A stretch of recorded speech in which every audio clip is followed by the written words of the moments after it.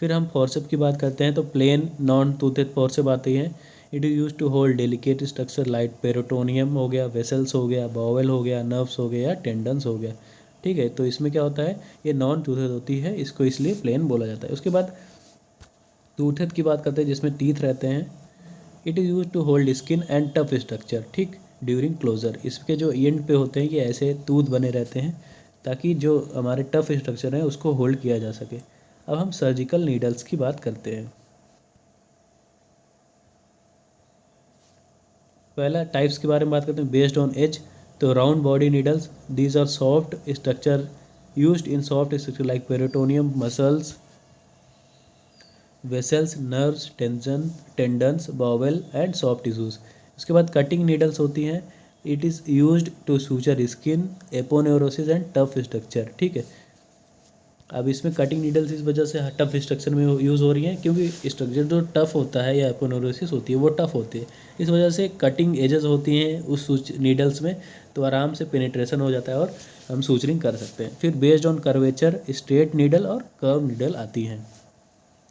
फिर based on existence of the eye atraumatic needle और traumatic needle आती हैं। तो एट्रोमेटिक नीडल जो होती है वो उसमें आई नहीं रहती, दीज आर आईलेस, और जो ट्रोमेटिक नीडल होती है वो उसमें आई रहती है, इसको आइड नीडल भी कहते हैं। ठीक, अब देखो atraumatic needle is eyeless, here suture material is attach to the needle.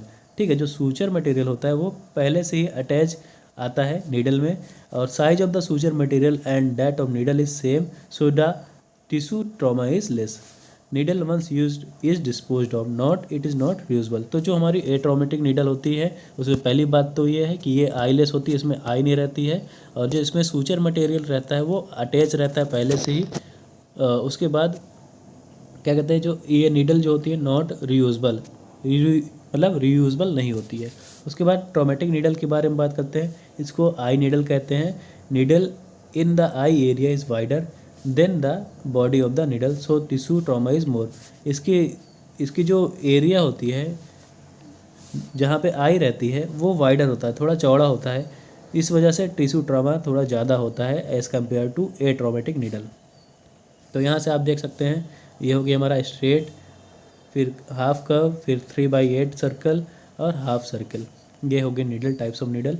अब हम बात करते हैं नीडल होल्डर की।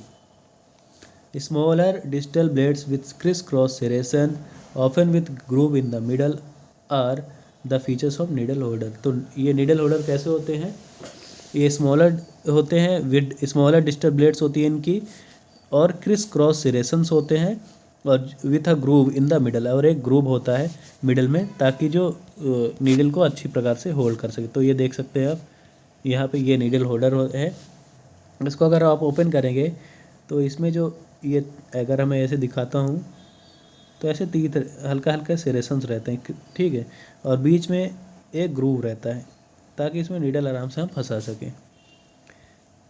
इसके बाद इसमें और क्या लिखा है, it may be available with different sizes while holding a needle in a needle holder one should get a good control and good grip.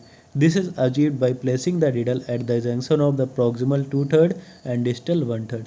तो गुड मतलब कंट्रोल और गुड ग्रिप के लिए हमको नीडल को कहाँ प्लेस करनी है, at the junction of proximal 2/3 and distal 1/3। ठीक, फिर needle holder should be held between thumb and finger, thumb और फिंगर के बीच में हम इसको होल्ड कर सकते हैं। अब हम आगे की वीडियो जो इसके आगे वाला मतलब पॉइंट्स है जैसे साइनस, सूचर, ये सब आगे पढ़ते हैं, ठीक है, क्योंकि वीडियो लंबी हो जाएगी।